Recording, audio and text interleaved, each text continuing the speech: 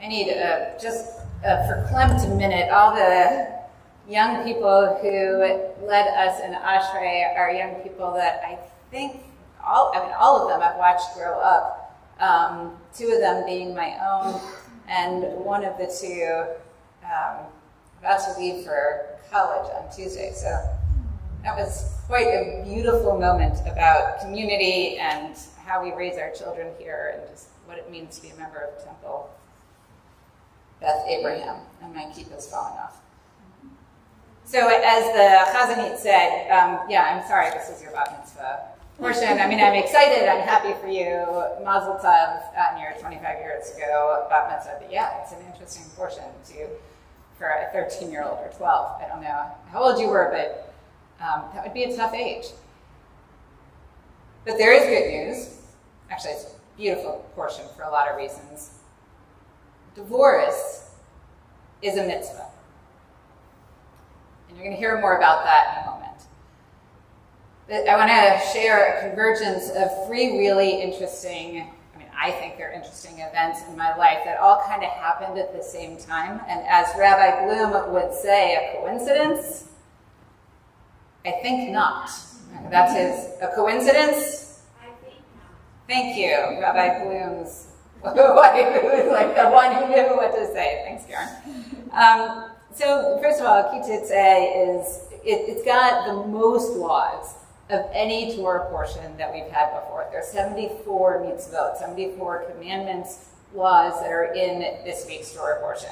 And while our triennial reading actually covers mostly the laws that are socially conscious, some beautiful laws just about how we treat the poor, how we handle people who made pledges that they can't live up to, how we manage vineyards, and really some beautiful, beautiful laws. There are many specifically in this week's Torah portion that remind us that when God gave us the Torah, when the Torah was written, however we see it, women were property.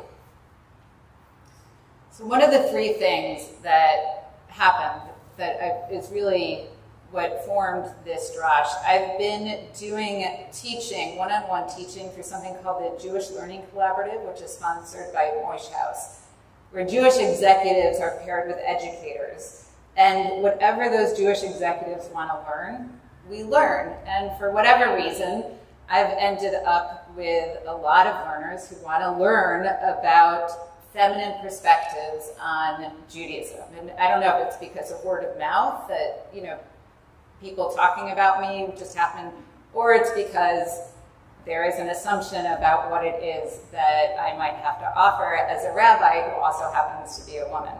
And what's really interesting about this for me is, those of you who know that my bulk of my career was at Temple Sinai in Oakland. I came to Oakland when I was the first female rabbi in Oakland. I was 27 years old. I was single. I didn't look older than 27 years old. And I made a conscious decision to completely stay away from feminism. I never taught anything about women in history. I never taught Jewish feminist thought. And the reason why is because I already knew the way I presented the assumptions that would exist about me. And so here I am as a 50-year-old rabbi now. I've been in the rabbinate, I don't know, longer than I've been married, so like 22 or 23 years. And I suddenly have these learners who want to learn about the feminist perspective in Judaism, and I don't have that background. I don't have an academic knowledge about any of that. So I started reading Judith Plaskow, who is the one to start reading when you want to understand Jewish feminist thought. I didn't understand her at first. Essentially what she tries to explain is that the problem with feminist theology is that it's feminist. Let me explain what that means. We have a tradition that's over 2,000 years old. We also have a tradition that makes it very clear that the older something it is, the more authority it has. So the closer to Torah we are, the more authority we have, right? Which means Torah has the most authority, then Mishnah, then Gemara, then the entire compilation of Talmud, then the codes that go on from there. And there are no woman voices there. They just don't exist. They're completely absent. So the perspective and the knowledge and the unique understanding that 51% of our population has is missing from our tradition. And so now in trying to add it on, because it's modern, it will always be other. It can't be integrated the same way as the more ancient texts, which stand alongside oral Torah, that stands alongside written Torah. It will always be feminist.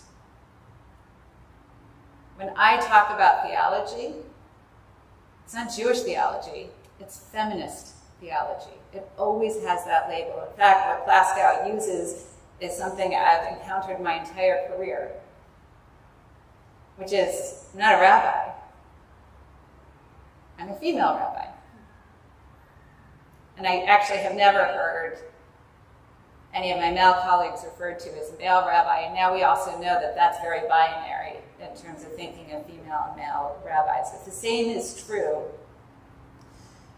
with the way there's always going to be, when we try to think of the female perspective, feminist theology, feminist thought, feminism, it's never going to be just a natural evolution of Judaism.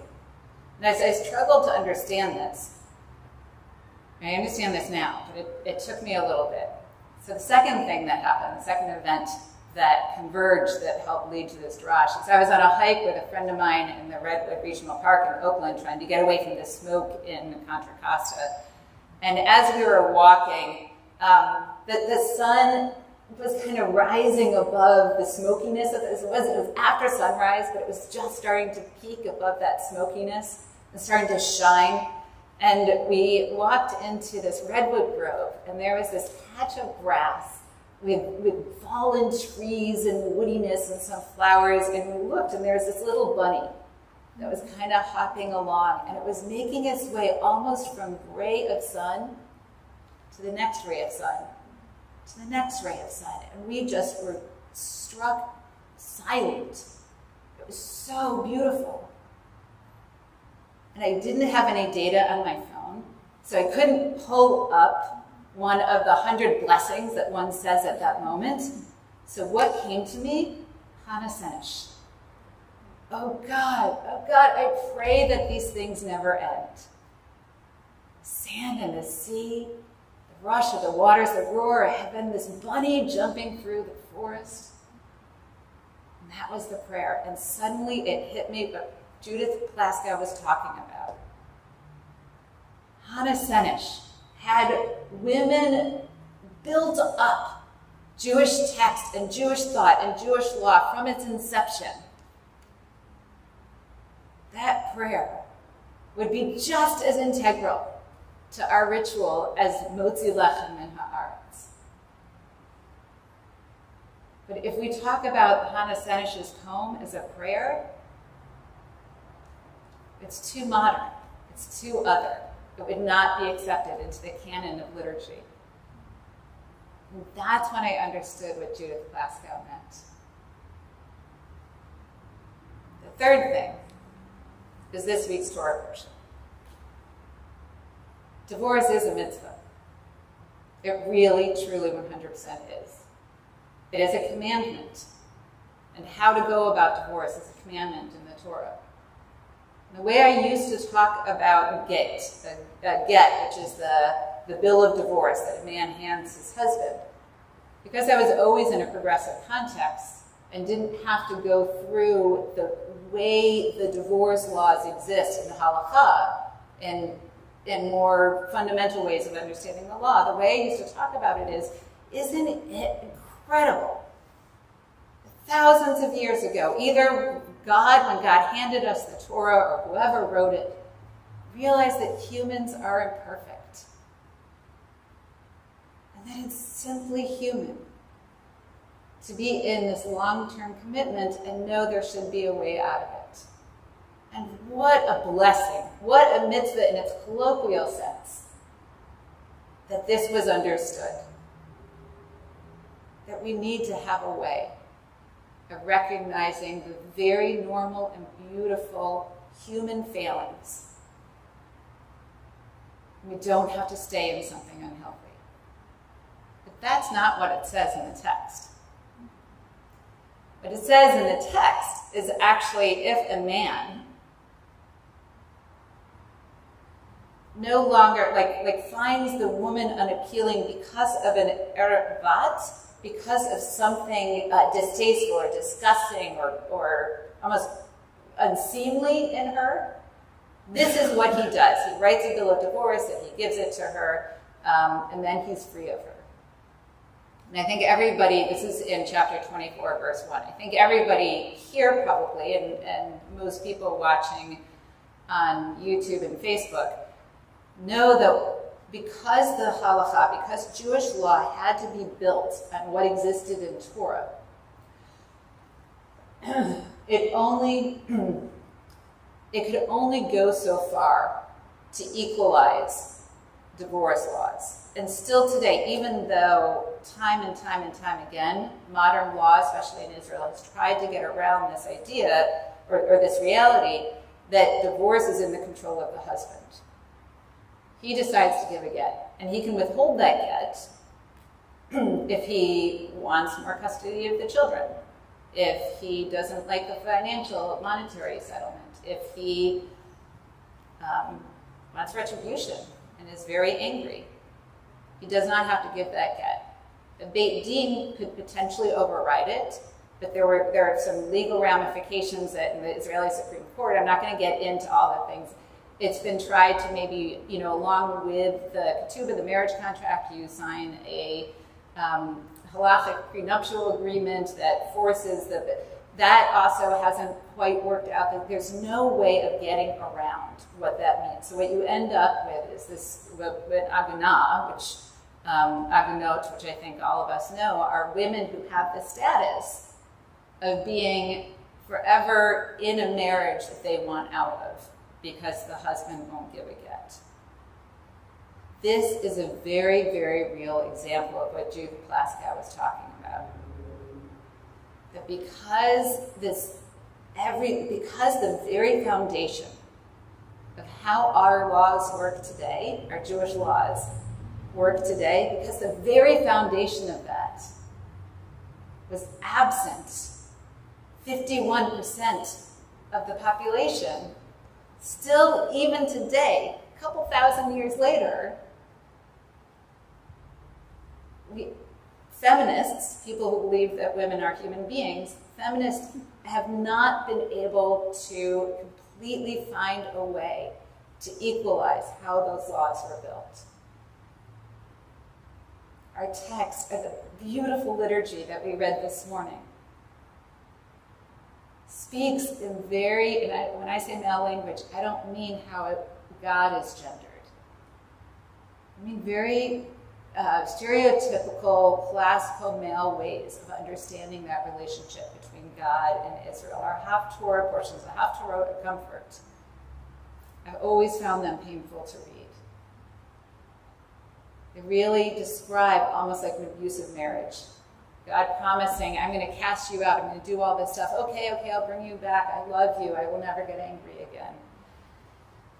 So what do we do with all of this?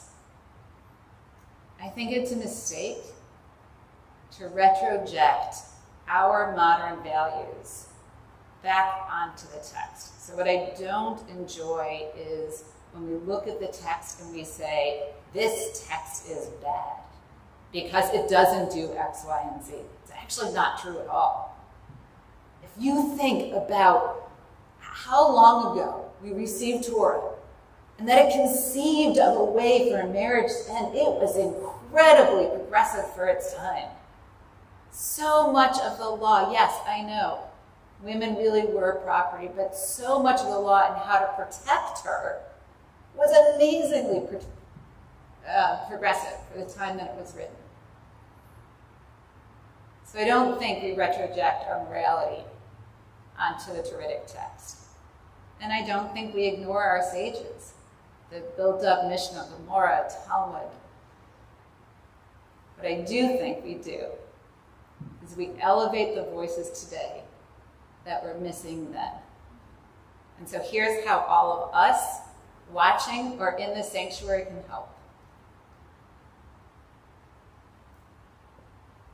Chazanit is not a female cantor. She is a cantor. Your doctor is not a female doctor. She's a doctor. The texts that come out that include a female perspective are not feminist texts. They're Jewish texts. Judith Glasgow is a Jewish theologian. She's not a feminist writer. As the high holidays come up, take a moment perhaps to find theologies written from a perspective that has been missing from our canon for a long time.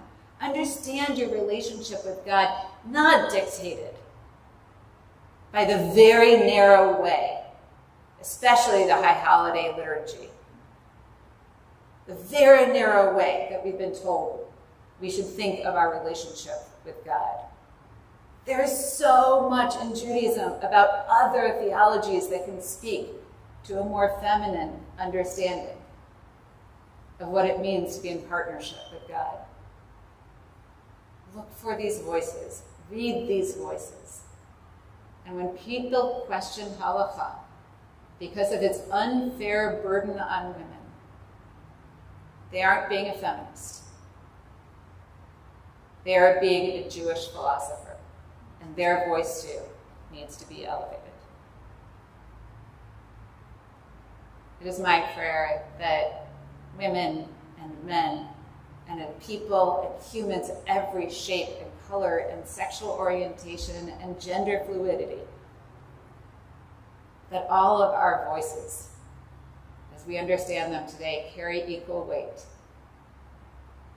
and can sprinkle into this very rich and incredible tradition we have more ways of understanding our humanity, our relationship to God, and the laws that surround us. May this indeed be God's will. Amen.